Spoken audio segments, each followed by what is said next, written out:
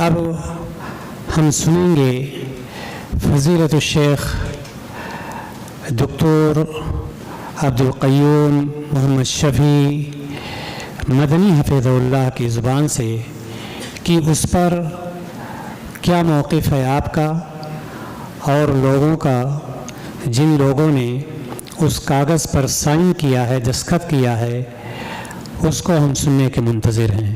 آپ کے سامنے فضیلت الشیخ دکتور عبدالقیوم محمد شفیع المدنی حفظہ اللہ، جو کہ قطر سے تشریف لائے ہیں اسی پروگرام کے لیے۔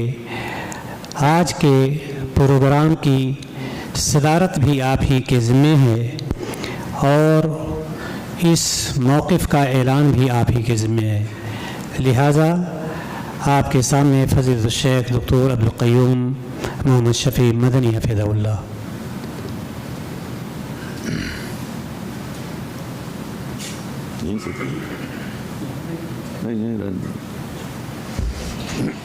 بسم اللہ ان الحمد للہ نحمده ونستعینه من يهده الله فلا مضل له ومن يضلل فلا هادي له واشهد ان لا اله الا الله وحده لا شريك له واشهد ان محمدا عبده ورسوله اما بعد۔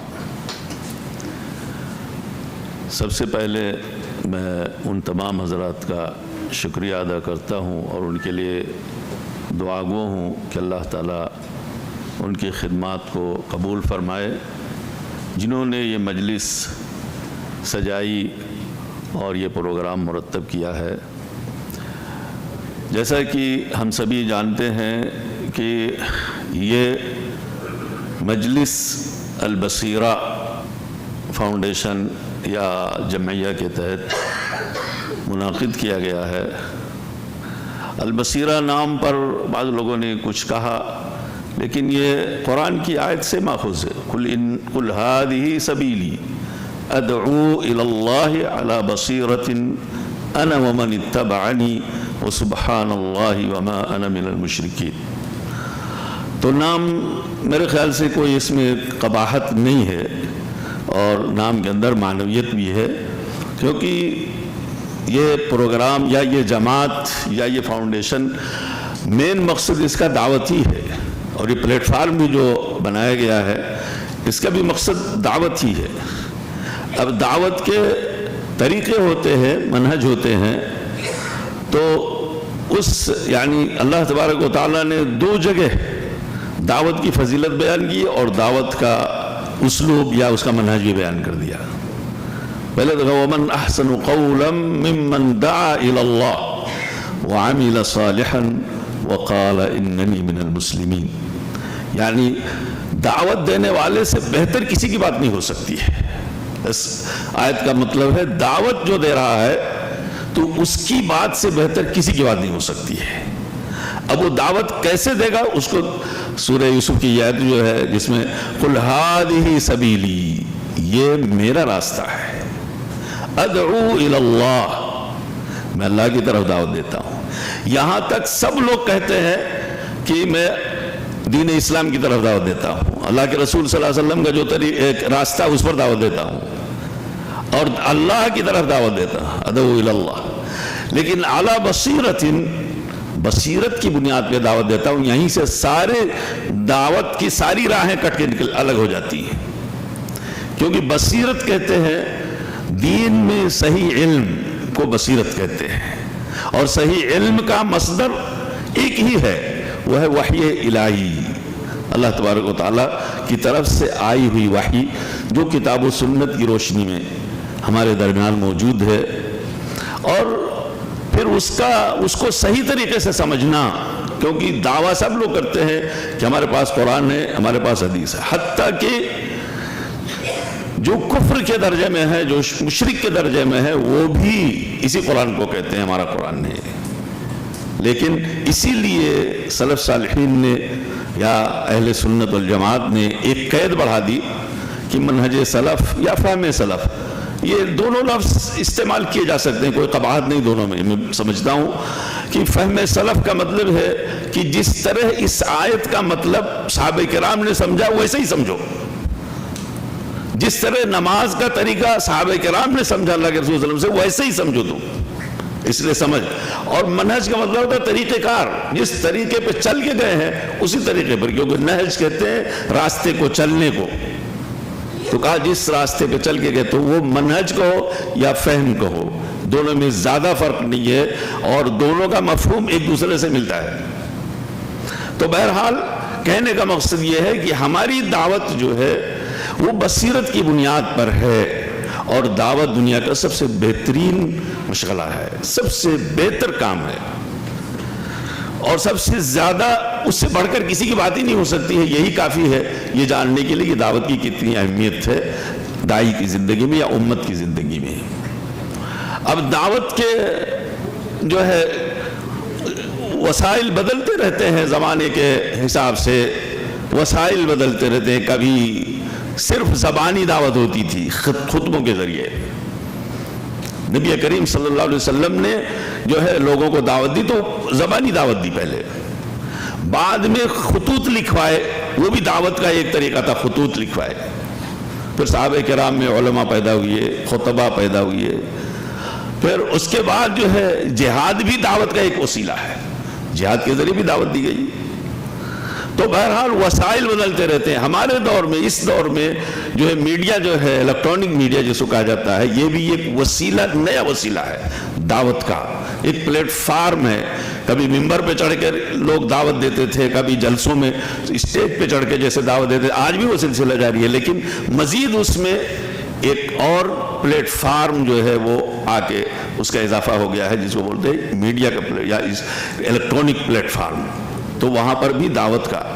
اور جیسا کہ ہمارے ساتھیوں نے، بہت سارے لوگوں نے کہا کہ یہ بہت مؤثر ذریعہ بھی ہے، اور اس سے غفلت کرنا یا اس کو نظر انداز کرنا دعوت کی راہ میں بہت بڑی غفلت ہوگی. اس لیے اللہ تبارک و تعالیٰ نے اگر آپ کو توفیق دیا اور آپ اس کام کو انجام دے سکتے ہیں تو دینا ہی چاہیے. کچھ بھی لکھیں، کچھ بھی کہیں، جو چیز آپ زبانی اسٹیج پہ کہہ سکتے ہیں، ممبر پہ کہہ سکتے ہیں، وہ میڈیا سے بھی کہیے، میڈیا پہ جا کر کہیے، تاکہ آپ کا مخاطب جو ہے تو پھر وہ گنے چنے لوگ نہیں ہوتے ہیں. جو ممبر پہ آپ بولتے ہیں، مسجد میں جو موجود ہے وہی لوگ سنیں گے. آپ جلسے میں تقریر کرتے ہیں، جلسے میں جو حاضر ہے وہیں. لیکن جب الیکٹرانک میڈیا پہ آپ کہیں گے کچھ یا لکھیں گے کچھ، تو نہ جانے کتنے لاکھوں لوگوں تک وہ پہنچ جاتا ہے، پوری دنیا میں ایک سیکنڈ میں پہنچ جاتا ہے. اس لیے بہت مؤثر ہے اور بہت مفید بھی ہے. اس لیے اس کو نظر انداز نہیں کیا جا سکتا. اور قابل مبارکباد ہیں وہ لوگ جنہوں نے اس ضرورت کو محسوس کیا اور یہ پلیٹ فارم جو ہے تشکیل دیا ہے، بنایا ہے، ایجاد کیا ہے، یا اس کو جو ہے ترتیب دیا ہے، جس کا نام انہوں نے پلیٹ فارم جو رکھا ہے البصیرہ کے نام سے. تو بہرحال اللہ تعالیٰ ان کی خدمات کو قبول فرمائے. آج کی مجلس میں جو 2-3 مسائل یعنی پیش آئے، میرا پہلا تاثر یہ ہے کہ ہمیں پہلے ایسے مسئلے کو لانا چاہیے تھا جو متفق علیہ مسئلہ ہو، جو ہے قوم کو دینا ہے دعوت اس پلیٹ فارم سے. تو ایسی چیز ہونی چاہیے جو ایمان اور عقیدے سے متعلق ہو، جس میں کسی کا اختلاف نہیں ہو، اور جس کی ضرورت ہے امت کو. توحید و شرک کے اندر فرق بیان کرنا، سنت اور بدعت کے درمیان فرق بیان کرنا، جس میں علماء اہل سنت کوئی اختلاف نہ ہو، اس کو بیان کرنا، اس چیز کو پہلے ہائی لائٹ کرنا چاہیے تھا. اور یہ مسئلہ جو ہے ایک بھینس کی یا جاموس کی قربانی جائز ہے کہ نہیں جائز ہے، اور یا یہ کہ جو ہے یوم عرفہ کا روزہ جو ہے وہ جو لوگ، جن لوگوں کی تاریخیں، جن لوگوں کا کیلنڈر مختلف ہو، یعنی ایک دن پیچھے ہو یا ایک دن آگے ہو، دونوں ہو سکتا ہے. کبھی ایک دن پیچھے، جیسے ابھی حدیث قریب کی اپنی سنی، وہ ایک دن آگے ان کا کیلنڈر تھا اہل شام کا، اور مدینہ والوں کا کیلنڈر ایک دن پیچھے تھا. آج کل عام طور سے کیا ہوتا ہے کہ اہل مکہ سے اکثر عالم اسلام کا کیلنڈر جو ہے پیچھے رہتا ہے، آگے نہیں ہوتا. بہت کم ایسا دیکھا گیا کہ آگے ہو جائے. اس لیے جو ہے ہندوستان ہو، بنگلہ دیش ہو، یا پورا مشرقی جو ہے علاقہ ہے دنیا کا، وہ سب ایک دن پیچھے ہوتے ہیں. ہم لوگوں نے تو ایسے بھی دیکھا کبھی کبھی 2 دن پیچھے ہم لوگوں نے روزہ رکھا، 2 دن پیچھے عید کی ہندوستان میں، ایسا بھی دن گزرا ہے. ایسے بھی سال گزرے ہیں، لیکن اب الحمدللہ اب ایک ہی دن کا فرق پڑتا ہے۔ تو بہرحال کہنے کا مقصد یہ ہے کہ یہ جو پہلا مسئلہ ہے، یہ ہے بھینس کی قربانی کا مسئلہ، یہ اختلافی مسئلہ ہے، اور ہم دوسروں کے اختلاف کو نظر انداز کرتے ہیں، اسے کوئی ہمیں بحث نہیں کہ احناف کیا کہتے ہیں نہیں کہتے ہیں۔ اور ابھی ہمارے دوست نے کہا کہ احناف کیوں فقیہ اپنے آپ کو کہتے ہیں جب بھینس اور گائے میں فرق نہیں کر پاتے ہیں؟ ارے بھائی ان کو چھوڑیے، ہمارے اہل حدیث تو فرق کرتے ہیں نا، فرق کرنے کے بعد بھی دونوں کا حکم ایک ہے۔ آپ چاول اور گیہوں میں فرق کرتے ہو نا، تو شریعت میں دونوں کا حکم کیوں کر دیا ایک کہ دونوں میں زکوٰۃ واجب ہوگی، دونوں میں جو ہے وہ سود کا جو قضیہ ہے وہ دونوں میں جاری ہوگا، جبکہ چاول اور گیہوں میں دونوں میں فرق ہے۔ تو اس لیے یہ مسئلہ نہیں ہے کہ بھینس اور گائے دونوں فرق ہے، یقیناً فرق ہے۔ بکریوں میں بھی فرق ہے، آپ جو ہے خلیج کی بکریاں الگ ہوتی ہیں، ایران کی بکریاں اتنی بڑے بڑے بال والی ہوتی ہیں کہ اتنے بال جو ہے وہ آپ کو دمبے میں نہیں ملیں گے، ہمارے یہاں کی بکریوں کا کچھ اور شیپ ہوتا ہے۔ تو یہ سب جو ہے اشکال و انواع اور اصناف کے دائرے میں آتے ہیں۔ اور یہاں پر جو ہے اگر اہل لغت نے کہا کہ جاموس من البقر، تو اب یہاں پر کسی لوگوں نے کہا کہ اہل لغت جو ہے اکثر عجمی ہیں، ان کو نہیں پتا۔ ہم یہ کہتے ہیں کہ عجمی ہو یا عربی ہو، اہل لغت جو معتبر اہل لغت ہیں انہوں نے لغت کو اپنی طرف سے نہیں لکھا ہے، وہ اہل لغت سے، زبان جاننے والوں سے، شعراء کرام کے اقوال سے اور زمانہ جاہلیت کے سے منقول جو ہے جو ان کے کلام ہیں اس سے مرتب دیا ہے، اس سے مرتب کیا ہے۔ تو اکثر اہل لغت ہی نہیں بلکہ اہل حدیث بھی، علماء حدیث بھی اکثر عجم ہیں۔ تو حدیث ہم چھوڑ دیں گے کہ ان کو کیا پتا حدیث کے بارے میں، ایسا نہیں، یہ کوئی دلیل نہیں ہے کہ اہل لغت اہل عجم تھے اس لیے ان کو سمجھ میں نہیں آیا کہ یہ بھینس ہے کہ گائے ہے۔ یہ بالکل غلط بات ہے، یہ علمی باتیں نہیں ہیں۔ اگر انہوں نے کہا ہے کہ وہ من البقر ہے تو دیکھیے جو جاموس ہے اگر وہ بقر ہے، چاہے بقر کی نوعیت نوع مانی جائے، چاہے صنف مانی جائے، چاہے سیدھے بقر ہی مانی جائے، کیونکہ من البقر بعض روایتوں میں بعض لوگوں نے کہا نوع من البقر، بعض لوگوں نے کہا من البقر۔ زکوٰۃ کے مسئلے میں آپ جائیں گے تو بھینس کی زکوٰۃ کے بارے میں، بقر کے گائے کی زکوٰۃ کے بعد وہ لکھا ہوا من البقر بالاجماع۔ اچھا ہمارے بعض ساتھیوں نے کہا کہ وہ زکوٰۃ کے سیاق میں کہا ہے من الاجماع من البقر۔ ارے بھئی العبرۃ بعموم اللفظ لا بخصوص السبب، یہ بھی ایک اصولی مسئلہ ہے کہ جب وہ من البقر ہے تو یہ نہیں کہا کہ زکوٰۃ کے باب میں بحث کیا تو آخر میں لکھ دیا وہ من البقر، تو اس کا مطلب ہے جو حکم بقر کا ہے وہی حکم جاموس کا بھی ہوگا، چاہے زکوٰۃ کو کرو، چاہے حلال حرام کی کرو، اور چاہے اضحیہ کی کرو، ہر چیز میں وہی من البقر ہے، وہ یہ مسئلہ ہے۔ اور اگر لغتاً کوئی چیز ثابت ہو جائے، اصولی طور پر آپ سمجھ لیجئے، اگر لغتاً کسی لفظ کے اندر کوئی معنی شامل ہو جائے تو وہاں قیاس کی ضرورت ہی نہیں ہے، وہاں قیاس کی ضرورت نہیں ہے۔ اسی لیے جو ہے وہ ایک بحث اصول میں ہے کہ القیاس فی اللغہ، تو القیاس فی اللغہ جیسے ما اسکر کثیر وقلیل حرام، اب مسکر چیز حرام ہے، تھوڑی ہو زیادہ ہو تو سکر دیکھا جائے گا، چاہے وہ جو سے بنا ہو، چاہے وہ گیہوں سے بنا ہو، چاہے وہ کھجور سے بنا ہو، چاہے وہ انگور کے عصیر سے بنا ہو، یعنی مشروب سے بنا ہو، کسی چیز سے بنا، اگر سکر پیدا ہو گیا تو وہ شراب ہے، خمر ہے۔ اہل لغت نے کہا کہ ما خامر العقل فهو خمر، یہ حدیث میں ما اسکر کثیر، لیکن اہل لغت کہتے ہیں ما خامر العقل فهو خمر، یعنی لماذا سمی الخمر خمرا، یہ فقہ اللغہ ہے کہ خمر کو خمر کیوں کہتے ہیں، تو لکھا گیا کہ لأنه يخامر العقل، عقل کو ڈھانپ لیتا ہے اس لیے اس کو خمر کہتے ہیں۔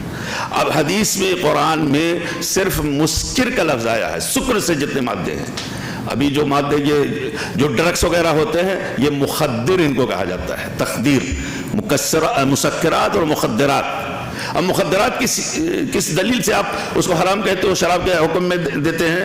لغت کی ذریعے، قیاس کی ضرورت نہیں ہے۔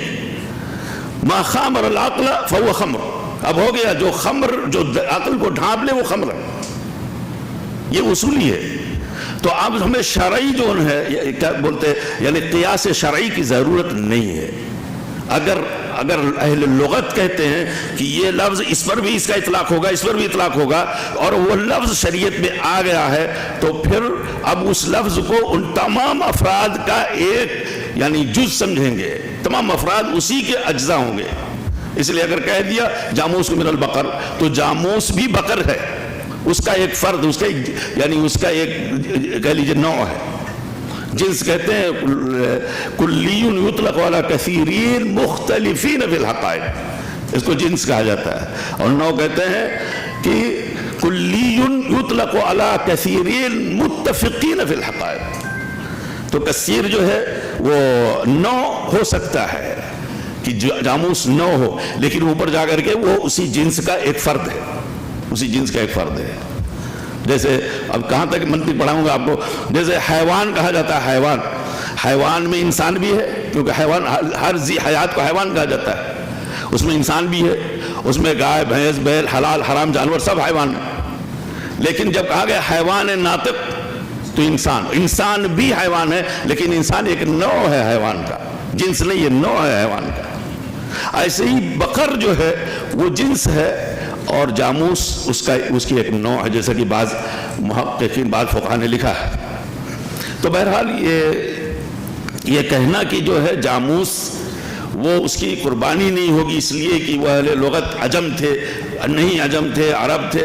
ارے بھئی اس کا جو مفہوم، کیوں بقر سے کیوں وہ الگ اس کو کریں گے، اس کے الگ کرنے کی وجہ، اور اگر الگ ہو بھی جائے تو پھر قیاس شرعی استعمال کریں گے.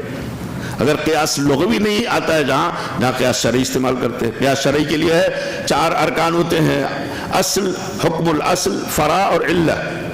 اب ڈھونڈا جائے گا کہ اصل کا حکم کیا ہے. اصل کا حکم یعنی حلال یا حرام 5 احکام میں سے کوئی حکم ہوگا تو جائز ہے، اصل یعنی بقر کی جائز. اب کیوں اس کو بقر کو کیوں جو ہے اس کی قربانی جائز قرار دی ہے. اسی طرح سے گیہوں کا ذکر ہے، جو کا ذکر ہے، زبیب کا ذکر ہے جو اشیاء ربویہ میں ہے، یا جو ہے صدقۃ الفطر جن کی جائز ہے اس میں چند اصناف کا ذکر ہے. تو ہمارے ہندوستان میں یعنی بر صغیر میں تو کھجور نہیں ہے، اور کھجور سے کوئی صدقہ فطر نہیں نکالتا ہے، کشمش سے کوئی نہیں نکالتا ہے، زبیب سے نہیں نکالتا ہے، چاول سے نکالتے، گندم سے چاول سے نکالتے، اور چنا یا جو بھی جس کے پاس جو اصناف ہے اسی سے نکالتے. یہ ضروری نہیں کہ جو حدیث میں ہے اسی سے نکالیں گے. کہاں سے لائے؟ قیاس کے ذریعے. یہ لوگوں کی غذا ہے، غذائیت کا پایا جانا وہی علت ہے. تو ہر وہ چیز جس کے اندر غذائیت پائی جاتی ہے اور وہ مین غذا ہے یعنی، اور وہ مدخر بھی ہے، اس کو لوگ اسٹاک بھی کرتے ہیں. اس لیے جو ہے اس کو اللہ کے رسول صلی اللہ علیہ وسلم نے نام ذکر کیا جو وہاں پر تھا، موجود تھا ان کی آنکھوں کے سامنے، جو مدینے میں موجود تھا، جو حجاز میں موجود تھا، ان کا نام لے کر ذکر کیا.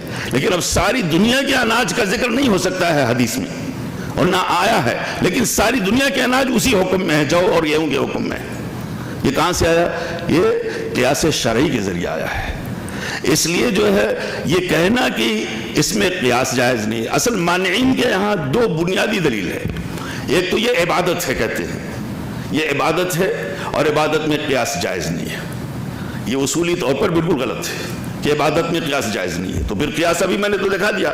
زکوٰۃ تو سب سے بڑی عبادت ہے، قربانی سے بڑی عبادت ہے زکوٰۃ، یہ نہ بھولیے. کیونکہ قربانی زیادہ سے زیادہ سنت مؤکدہ ہے یا بعض علماء کے نزدیک واجب ہے، لیکن رکن تو نہیں ہے اسلام کا. لیکن زکوٰۃ اسلام کا رکن ہے. اگر زکوٰۃ کے مسائل میں قیاس جائز ہے تو قربانی کے مسائل میں کیوں نہیں جائز ہے؟ یہ غور کرنے کی ضرورت ہے. اگر ایک جگہ قیاس کر کے اس میں زکوٰۃ کا وصول کیا، زکوٰۃ وصول کر سکتے ہیں تو قربانی کیوں نہیں کر سکتے ہیں؟ جبکہ دونوں شریعت کے احکام ہیں، دونوں شریعت کے احکام ہیں. دوسرا اشکال یہ ہوتا ہے کہ یہ ثابت نہیں ہے نبی کریم صلی اللہ علیہ وسلم سے یا سلف صالحین. سلف صالحین مطلب صحابہ کرام سے ثابت نہیں ہے، ورنہ صحابہ کے بعد تو سب یہ منتشر ہو گئے، احکام آنے لگے، منقول ہے تمام ائمہ سے.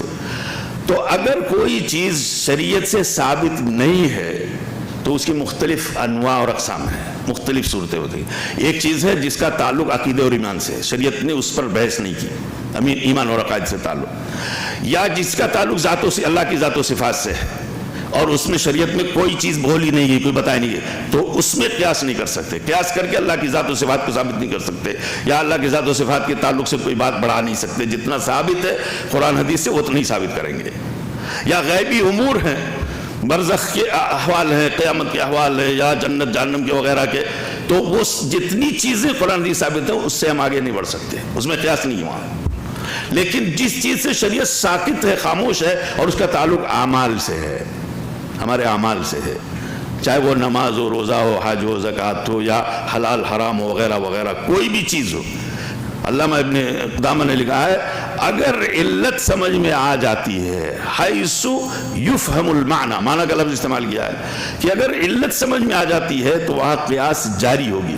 قیاس کا مقصد صرف اتنا ہے توسعۃ مجرى الحکم، حکم جو ہے اس کے مجاری کو بڑھا دیا جائے. کہیں ایک ہی وہ جا رہا تھا تو اب 10 چیزوں کو شامل ہو گیا. پہلے ایک چیز کو شامل تھا حکم شرعی، اب قیاس استعمال کرو گے تو 10 بلکہ سینکڑوں ہزاروں چیزوں کو شامل ہو جائے گا. تو اس لیے قیاس کے ذریعے جہاں حکم مسکوت ہے، شریعت مسکوت ہے، تو وہاں پر اگر قیاس کے یعنی ضابطے میں آتا ہے حکم تو قیاس سے ثابت کریں گے، قیاس کے منکر نہیں ہے. اگر قیاس کو نہیں استعمال کریں گے تو ظاہری بن جائیے. جانتے ہیں ظاہریہ کے ابن حزم کے کیا موقف ہے ظاہری کے بارے میں؟ ظاہری کے بارے میں ابن حزم نے جاموس کا لفظ لکھا ہے کہ وہ تجوز الاضحیۃ بکل الحیوان بکل ذوات الاربع او ذوات الانعام، اس میں لکھا ہے من البقر والجاموس وحتی، یعنی جاموس کے بعد کیا لکھا ہے الغزال اور اس کے بعد لکھا ہے والدجاج والبیض کلو، سب سے قربانی جائز ہے. وہ کہاں سے لیا انہوں نے؟ وہ ظاہر نص سے پکڑا ہے. ظاہری بننا تو ایسے بنو. وہ کیا ہے؟ کہا کہ جو تبکیر الی الجمعہ، جمعے کے دن جلدی مسجد میں جانے کا جو ثواب ہے، من جاء فی الساعۃ الاولی فلہ فکأنما قرب بدنہ ومن جاء فی الثانیہ کأنما قرب بقرہ الی آخر الحدیث. حتیٰ کہ جو 5ویں ساعت میں من جاء فی الساعۃ الخامسہ کأنما قرب ببیضہ کأنما قرب بیضۃ. اسی حدیث سے استدلال کر کے کہا کہ اضحیہ سب سے جائز ہے، سب سے جائز ہے. تو یہ ظاہریت ہے. ہم تو اسی کا حال نہیں ہیں، ہم تو قیاس استعمال کرتے، ہم تو علت ڈھونڈتے ہیں. اسی طرح سے کہا حدیث میں آیا کہ لا یبولن احدکم فی الماء الدائم ثم یغتسل بہ. کہا یہ پیشاب کرنے سے منع کیا، اگر پیخانہ کیا ہے تو کر سکتا ہے. اور کہا کہ کوئی آدمی پیشاب کر کے دور سے پیشاب کر کے لا کے پانی میں ڈالے تو اس کا حکم وہ نہیں ہے جو زائد ڈائریکٹ اس میں پیشاب کرتا ہے. یہ ظاہریت ہے. ہم تو ایسا نہیں کر سکتے. ہمارے یہاں تو یعنی تعقل یعنی عقلیت، عقل استعمال کرنے کا حکم دیا گیا ہے. علامہ ابن تیمیہ نے لکھا القیاس الصحیح میزان لمعرفت الحق من الباطل لمیزان الصحیح من الخطا. تو جو ہے قیاس صحیح ہونا چاہیے، سلیم ہونا چاہیے. تو جو مسکوت عنہ ہے شریعت کی طرف سے، اس کے بارے میں یہ دیکھنا ہے کہ منع تو نہیں ہے. اگر منع کیا ہوتا کہ جاموس کی قربانی جائز نہیں ہے، چاہے صحابہ کا فتویٰ ہوتا یا چاہے نبی کریم صلی اللہ علیہ وسلم کی کوئی حدیث ہوتی تو پھر استدلال میں استعمال کر سکتے تھے. لیکن مجرد خاموشی صحابہ کرام کی نہ کرنا، وہ کوئی صاحب شرع نہیں ہے کہ نہیں کیا تو جو ہے وہ ناجائز ہو جائے گی. وہ اس وقت نہیں کیا، بعد میں کیا لوگوں نے. بہت سے مسائل جو ہے ان کے زمانے میں نہیں پیدا ہوئے، بعد میں پیدا ہوئے. لیکن کسی نے انکار کیا، انکار کی بنیاد پر وہ مسئلہ مختلف ہی ہو جاتا ہے، مختلف ہی ہو جاتا ہے. اور اختلاف جو ہے اس دین کی اس یعنی شریعت کے اندر اختلاف جو ہے اجتہادی مسائل میں نبی کریم صلی اللہ علیہ وسلم کے زمانے سے چلا رہا ہے. آپ بنو قریظہ والی حدیث لا یصلین احدکم العصر الا فی بنی قریظہ، کچھ لوگوں نے راستے میں پڑھ دیا، وقت ہو گیا، کچھ لوگوں نے کہا نہیں ہم وہیں جا کے پڑھیں گے. اور نبی کریم صلی اللہ علیہ وسلم نے کسی کو ملامت نہیں کی. تو کہنے کا مقصد یہ ہے کہ اختلاف نبی کریم صلی اللہ علیہ وسلم کے بعد صحابہ کرام کے درمیان اختلاف ہوا. میراث کے بہت سارے مسائل ہوئے اور بہت سخت اختلاف. زید بن ثابت اور عبداللہ بن عباس، دو آپس میں ایک دوسرے کے درمیان یعنی مناظرے کی حد تک بحث کر لیتے تھے. عبداللہ ابن عباس سے مروی انہوں نے کہا الا یتق اللہ زید بن ثابت یجعل ابن الابن ابنا ولا یجعل ابا الاب ابا. یہ کس مسئلے میں کہا کہ جب دادا کے ذریعے جو ہے بھائی محروم ہوگا کہ نہیں, باپ کی موجودگی میں بھائی وارث نہیں ہوتا, اور دادا کی موجودگی میں بھائی وارث ہوگا کہ نہیں ہوگا یہ مختلف ہی ہو گیا. دونوں علماء فرض میں تھے یا علماء میراث میں تھے. تو کہنے لگے یہ کیا ہو گیا, زید بن ثابت جو ہے وہ مانتے تھے کہ ان کو میراث ملنا چاہیے. عبداللہ ابن عباس کہتے تھے تم کو ڈر نہیں اللہ کا, تم دادا باپ کے درجے میں آیا نا, تو پھر باپ کے ذریعے اس کو محروم کر رہے تھے, دادا کے ذریعے کیوں نہیں محروم کرتے. اور اول کے مسئلے میں بھی انہوں نے کہا کہ ما جعل اللہ, یہ اول کا مسئلہ آپ جانتے ہو, یعنی جو وہ ہے اصل مسئلہ جو ہے وہ تنگ ہو جائے اسہم سے یعنی فرائض سے, تو وہاں بڑھا دیا جاتا ہے. جیسے مثال کے طور پر کسی مسئلے میں شوہر ہے, اخت شقیقہ ہے اور اخت یا اخل ام ہے. ابھی شوہر کو 1/2 ملے گا اور اخت شقیقہ کو بھی 1/2 ملے گا, اور اخل ام یعنی اولاد ام کو 1 ہے تو 1/6 ملے گا, اور 1 سے زیادہ ہے تو 1/3 ملے گا. تو زید بن ثابت کا موقف تھا کہ گھاٹا ہو رہا ہے, کیونکہ کسی چیز کو اگر 2 آدھے میں بانٹ دو گے تو کچھ نہیں بچے گا. تو کہتے تھے نہیں ہم وارث بنائیں گے اس کو. کیسے بناؤ گے؟ تو کہا تھا سب کا حصہ نکال کر کے پھر گھاٹا سب پر ڈال دیں گے, گھاٹے کا جو ہے سب پر ڈال دیں گے, ویٹ سب پر ڈال دیں گے. وہ کیسے؟ تو جیسے شوہر کو 1/2 دیا, اور اس کے بعد بہن کو بھی 1/2 دیا, اخت شقیقہ کو بھی, اور اخل ام یا اخت ام دونوں کا ایک ہی مسئلہ ہے 1/6 دیا. تو کتنا ہو گیا؟ اگر اس کو 6 سے, کیونکہ مسئلہ تو 6 سے ہوگا, تو 1/3 اس کو دیا شوہر کو, 3 بہن کو دیا, اور 1/3 یعنی 2 اس کو دیا. کتنا ہو گیا؟ 3 6 2 8 ہو گئے, 8 سہم ہو گئے, اور 6 ہی سہم ہے, اصل مسئلہ 6 سے ہے. تو کہا 8 کر دیں گے اس کو, سہم کو 8 کر دیں گے, یعنی پورے میراث کو 8 اس کی شیئر لگائیں گے. تو اس طرح سے سب کا گھاٹا سب کو اٹھانا پڑا. کہا ٹھیک ہے اٹھاؤ. یہ تھا قول زید بن ثابت کا. عبداللہ ابن عباس کہتے ہیں کہ نہیں ایسا نہیں کر سکتے. کہتے اللہ سبحانہ وتعالیٰ کے بارے میں الذی احصى رمل عالج ما جعل فی شیء نصفا ونصفا ثلثا.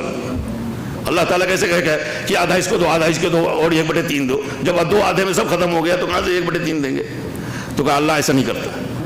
اور کہتے تھے الا یتق اللہ زید بن ثابت, الا یتق اللہ زید بن ثابت. نہیں, کہتے تھے ما جعل ما یوجد فی لغتک ما یقال فی لغتک الاخوہ الاخوان الاخوہ, یعنی